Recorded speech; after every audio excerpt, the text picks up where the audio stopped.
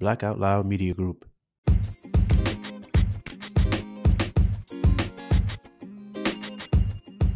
Welcome back to another episode of the Brown Sugar Cafe podcast, the place where poetry meets conversation. I'm your host, Terrence P. Elmore, and before we get into today's topic, make sure you hit that plus sign so you don't miss an episode. Also, please subscribe to my blog, thebrownsugarcafe.blog, and if you find any value in this episode or any other episodes, make sure you leave a heartfelt review. So with that being said, let's get to it.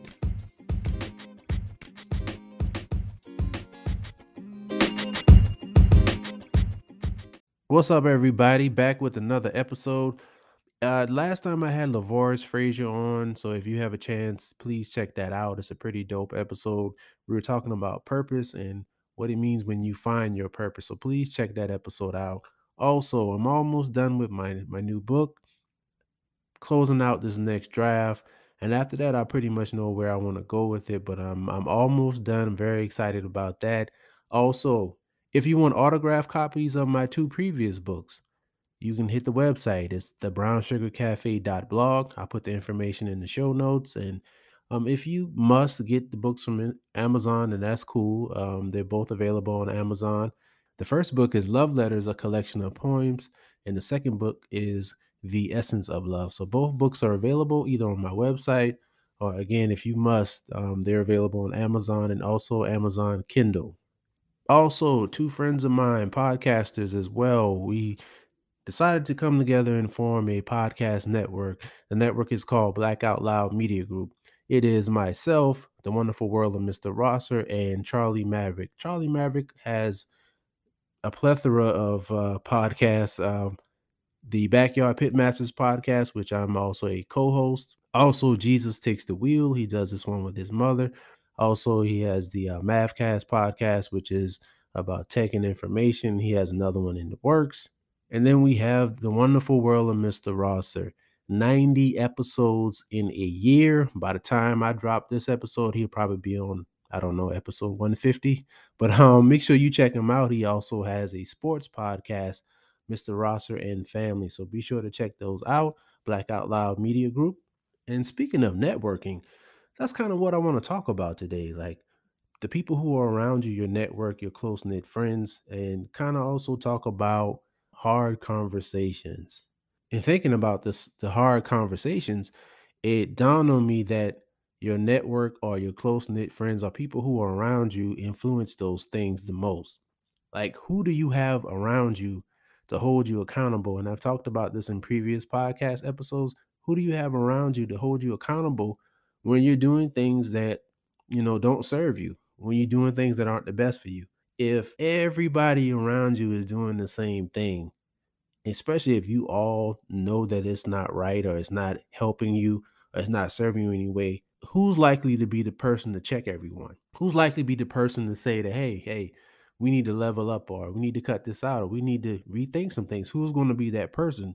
Because sometimes unknowingly and knowingly, we associate with people who directly see things the way that we see. Some people can't handle people opposing their thoughts and having different views, and that's cool, but how is this helping you grow? What led to me thinking about this was I was having a conversation the other day about broken relationships and how we can mend them. A lot of us have, especially after the pandemic and during the pandemic, a lot of us have started looking at things differently. Important things may have changed. Things that were not that important to us have become important. Things that we thought were important, we realized that they weren't actually that important. So a lot of thinking and soul searching and discovering and rediscovering ourselves happened during this time for most of us, if not all of us. All of us can pretty much agree that it was a time that affected us in ways mentally that we didn't really necessarily expect. Some of us dived into thinking about our relationships we have with people, our current relationships and past relationships. So when it comes to those past relationships, some people found themselves wanting to reach back out to people and talk to them, and find out where things went wrong, or maybe they knew where things went wrong, but they were finding themselves reaching out to people and trying to have a conversation to resolve issues. Because nothing worse than losing a friendship, relationship, or even sometimes relatives stop talking when it's all over a misunderstanding because conversations weren't had and there wasn't any proper communication. Somebody took something the wrong way and ran with it. When you make that decision to talk to somebody to see if you all can repair that relationship, you have to have a hard conversation. And the hard conversation usually starts with yourself. You have to dive in and wonder, what did I do to contribute to us not having a relationship anymore? What was my part in it? It's easy for us to try to look for what the other person did and lay the blame on the other person. I mean, that's real easy, but it's hard and necessary to look at what we did in the situation. We have to be real with ourselves. What do we do to cause the problem?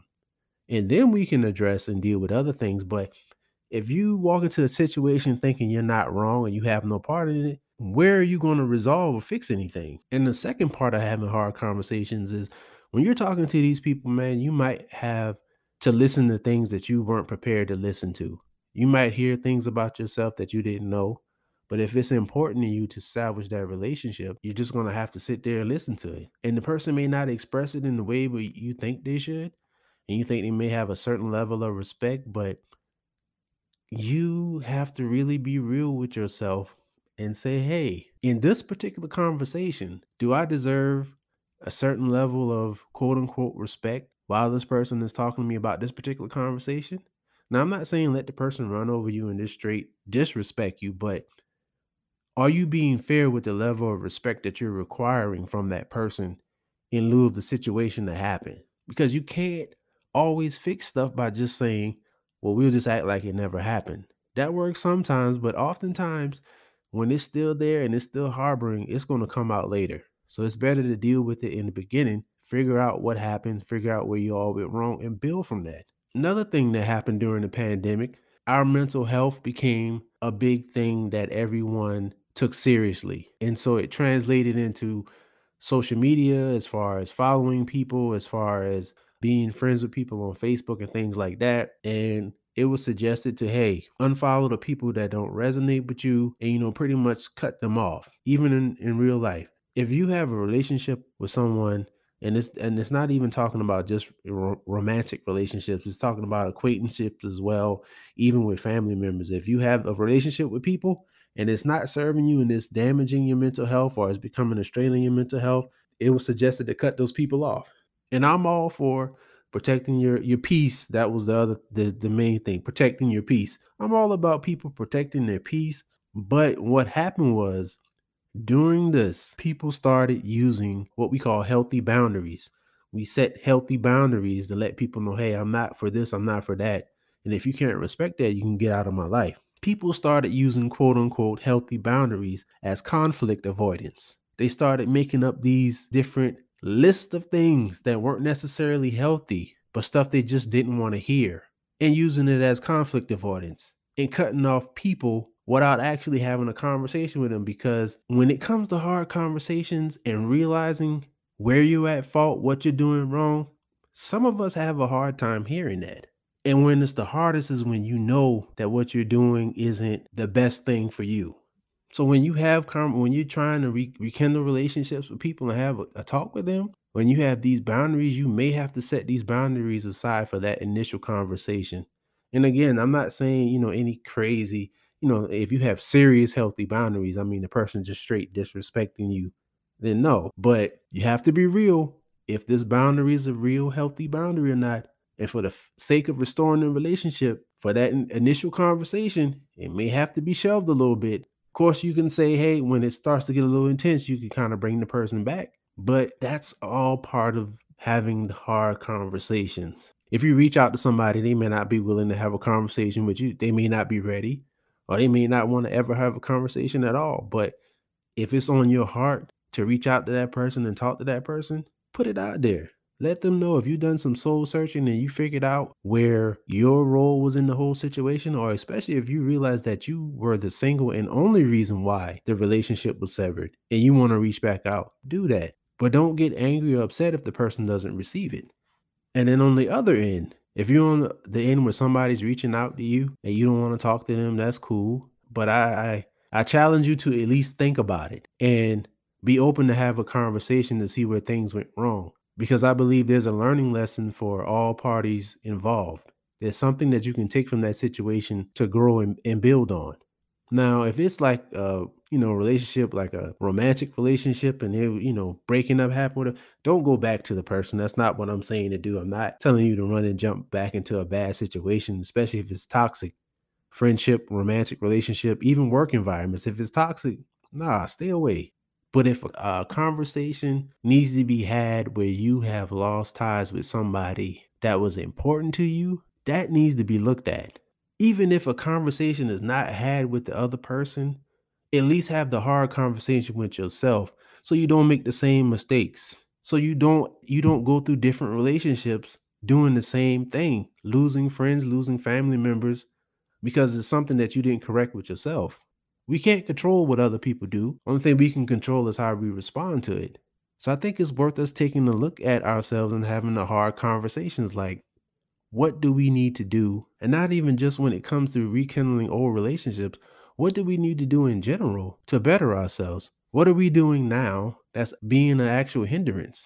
Because it's funny to me how some people can cut off all the people who actually were positive in their life and help them make a difference, but they keep close to people that are bringing them down. That's something you need to look at as well. Like, did you cut this person off because they were trying to pull out something in you that they saw and that you knew they saw because you see it in yourself and you just didn't want to hear it at that time?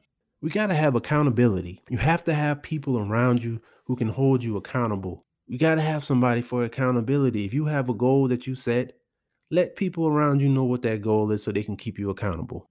If you have things you want to do, let people know so they can keep you accountable. Same thing. If you have friends and family members and people close to you, let them know that you can be their accountability partner. Let them know that you can be somebody that they can talk to about things and bounce ideas off each other. One thing I love about being able to talk to and have conversations with people with different views than mine. It's the bouncing ideas off of each other.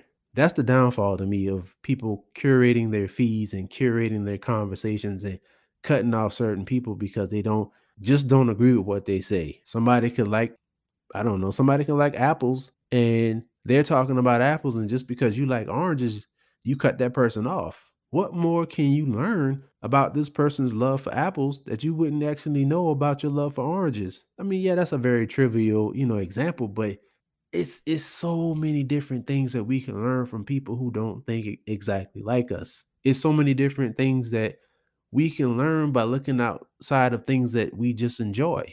I remember one of the best advice that I got when it came to creativity was, when you go look at magazines, go look at a magazine that you don't normally look at.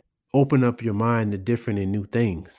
The main thing the reason I think people were saying for you to cut certain people off is when you started doing that comparison thing.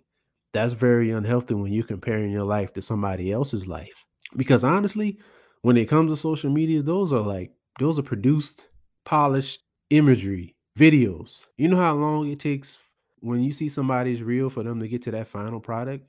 When people take pictures, hey, you've been in that situation when you with a group of people and they want you to take pictures and everybody looks at the picture and somebody hates the way they smile look or somebody's looking off and you take the pictures 100 times before you finally get that final picture that somebody posts. That's what you should think about when you see these things and it's causing you to feel a certain kind of way. It's like you never know someone's story. And that goes back to when you have a breaking relationship and something happens and you two no longer talk. I think it's easier for people just to say that the other person was tripping. And if they want to talk about it, they'll come talk to me. My number hasn't changed. They know how to find me. I think that's just a scapegoat. Because instead of having a hard conversation, you rather just write it off. I think a lot of times it's also fear of hearing and knowing what part you played in the whole thing. Because we don't see things the same way. And some people take offenses to stuff that was actually a misunderstanding because you interpreted something different from the way the person actually meant it. Communication is so important, and communication is just not people talking, but it's both and all parties getting an understanding of what's going on. We don't have to agree to be able to communicate our views on something with each other. We don't have to agree to be able to communicate our views about things to each other. And that's fine. That's one of the best parts of being able to talk to people that you don't agree with or you don't see things eye to eye because you get another understanding, you get another perspective that helps you to grow. What we're doing when we're not associating with people who have different views and stuff, and I'm not talking about anything crazy, I mean, come on. I'm talking about just small things, different tastes in movies, different tastes in clothes, different tastes in music. Small stuff like that are keeping us from getting to know other people. And so I say all that to say this: when you or if you come to the realization that you need to repair a broken relationship, mend a broken relationship, you want to have a talk with somebody, have the hard conversations, be willing to have the hard conversations with yourself first, and be willing to have the hard conversations with the person or persons involved because it's necessary in order to move forward. Sometimes you're going to have the hard conversations. And if you try to fix a relationship without having hard conversations, just try to bury it there, it's still there underneath and unresolved. And you're hindering what can happen in that relationship. You're hindering how much growth you all can have by just keeping stuff on the hush and not really dealing with it or talking about it. It's going to be the elephant in the room. Regardless if somebody says it or not, there's going to be a level of trust that you don't reach because you hadn't talked about the problems that happened. You hadn't talked about the reasons why you're not here. So let's start having these hard conversations with ourselves. Let's stop cutting off people for small stuff. Let's stop only talking to people who see things exactly how we see it. Let's stop being so big that we can't take healthy criticism. We can't take somebody trying to help us and stretch us. It's time for us to stop being comfortable. We got to be comfortable with being uncomfortable for us to grow and to go.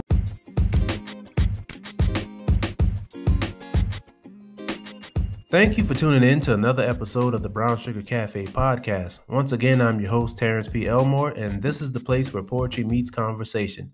Hit that follow button and turn on your notifications so you won't miss an episode. Check out my blog, thebrownsugarcafe.blog. Also connect with me on Instagram at thebrownsugarcafe. Hope you enjoyed this episode, and as always, remember, keep pushing forward.